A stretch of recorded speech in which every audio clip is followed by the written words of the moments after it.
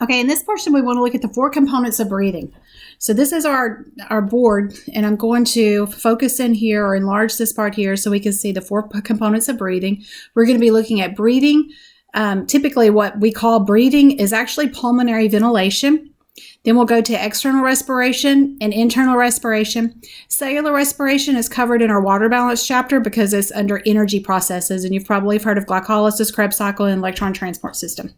Okay, so let's look at our pulmonary ventilation. Our values with our pulmonary ventilation are going to depend on how much you breathe in and out. Typically, you can see here that I have 6,000 milliliters of air. 0 here would be completely empty for your lungs. And typically, that's not going to happen under normal circumstances. So if you look here, this would be about 1,000. This would be 2,000 milliliters, or 1 liter, 2 liters. Okay, know the difference between a milliliter and a liter. So here's 4,000 milliliters, 5,000 milliliters. If you have, let's say 4,000 milliliters of air in your lungs, then how many 2-liter bottles of Coke would that be? So 2 liters of Coke bottles would have 2,000 milliliters. So you would have 4,000 milliliters of air, and that would be 2 2-liter Coke bottles, right? Okay, so we're going to start with, we're going to start here and say that we have 2,500 milliliters of air in our lungs. We're going to inhale, and we're going to go up to 3,000 milliliters. And then whenever we're going to do a normal exhale, it goes back down to about 2,500 milliliters again. Go back up to 300 whenever you inhale, and exhale, then we go back down to about 2,500 milliliters. This is called the tidal volume. The tidal volume is the normal amount of air that you inhale and exhale. In our graph here, it'll be 3,000 minus 2,500 equals 500 milliliters. And that's actually a typical inhalation and exhalation for somebody who is at rest. The inspiratory reserve volume.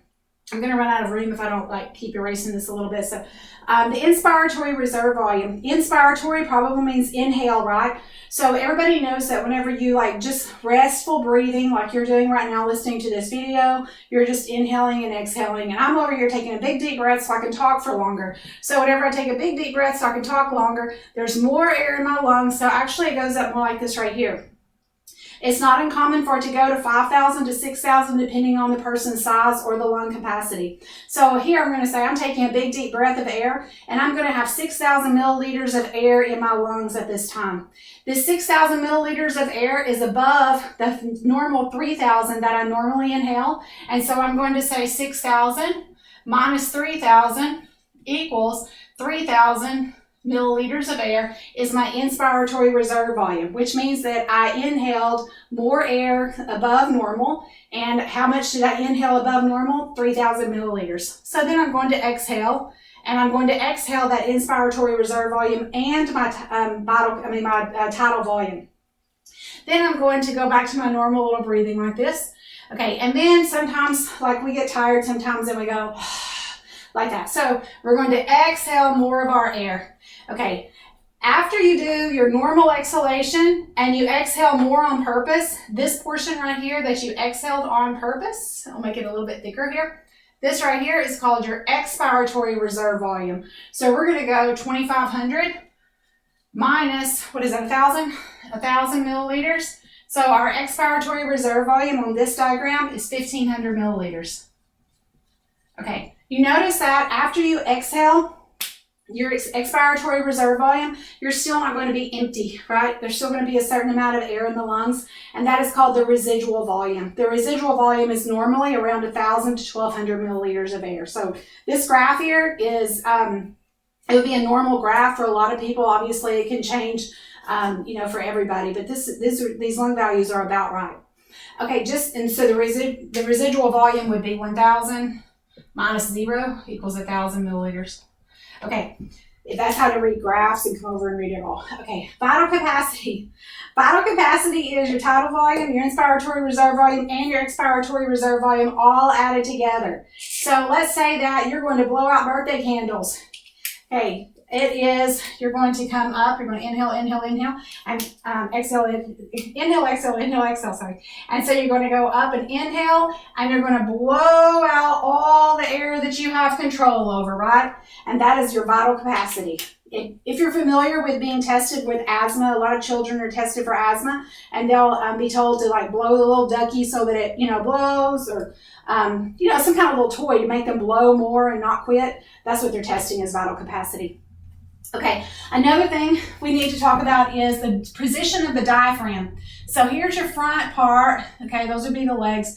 This is kind of the shoulder. I should have drawn this before. Here's the booty. Okay, so there's your legs. That's a really good picture with the beer belly. Okay, so here's the diaphragm. And if y'all kind of remember, whenever we dissected our rat in lab, we said, watch the diaphragm. We said, look at it back here, and it is continuous with the muscle in the back. So that actually is the angle of the diaphragm whenever it's relaxed. Okay, whenever it's stimulated to contract, what's going to stimulate that nerve to contract? It's your phrenic nerve would tell your diaphragm to contract, right? And remember that those are spinal nerves C3, C4, and C5, right? Okay, and whenever this diaphragm contracts, it's going to look more like this right here. Every time something contracts, when a muscle contracts, it's going to get shorter, right? So in blue, I'm going to say contract. Okay, whenever this happens, whenever the diaphragm contracts, notice that it lowers. Whenever it lowers, it's going to decrease the pressure in the thoracic cavity. Decreases pressure in the thoracic cavity. Now remember, if you're decreasing the pressure in the thoracic cavity, I can't write and talk at the same time, sorry. If it decreases the pressure in the thoracic cavity, it is also increasing the pressure in the abdominal cavity. Okay, and that would be vice versa for lax, okay? So, so whenever your diaphragm contracts, it lowers. It is going to decrease the pressure in the thoracic cavity a little bit below your pressure of the air that's outside your atmospheric pressure. And so air is going to enter the lungs. Whenever the diaphragm relaxes, it raises up. It increases the pressure in the thoracic cavity above the atmospheric pressure, and air is going to leave. So let me say that one more time. Whenever the diaphragm contracts, it lowers and it decreases the pressure in the thoracic cavity below atmospheric pressure. Everything moves from high pressure to low pressure. So air is going to go from the high pressure outside to a lower pressure into the thoracic cavity, and you inhale. Whenever your diaphragm relaxes, it raises up. It increases the pressure in the thoracic cavity. Since air moves from high pressure to low pressure, it increases the pressure in the thoracic cavity, and air is going to leave, so it goes out into the atmosphere to a lower pressure. Okay, so those are the pressure changes with breathing, and your diaphragm is the main muscle that is going to contribute to those pressure changes. Okay, so let's look at the other side over here. We want to look at external respiration. Oh my goodness, I just completely missed that right there. Okay, here's my diagram here. And I didn't realize y'all didn't see that. I'm sorry. Okay, so here's our person. Everybody see the booty and everything? You know, it looks headless, but you see you got the legs down here at the bottom. Everybody kind of get it.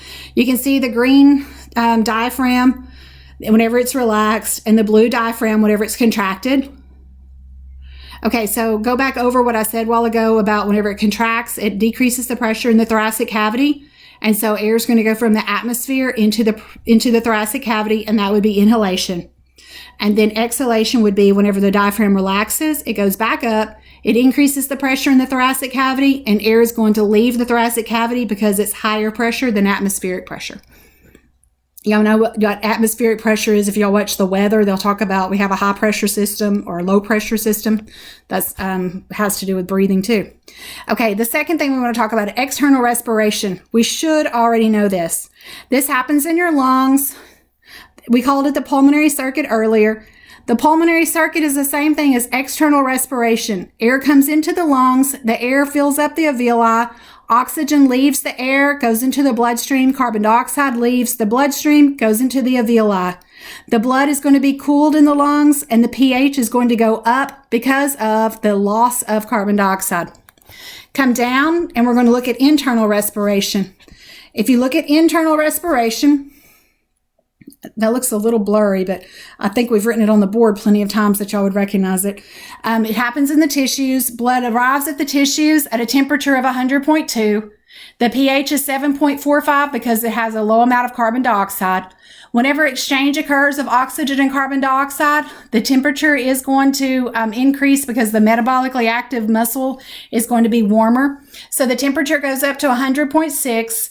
The pH goes down to 7.35 because of the increased carbon dioxide in the bloodstream. So the events that take place in the systemic circuit are actually the same thing as internal respiration, and that would be the three factors or three components of breathing that we want to talk about.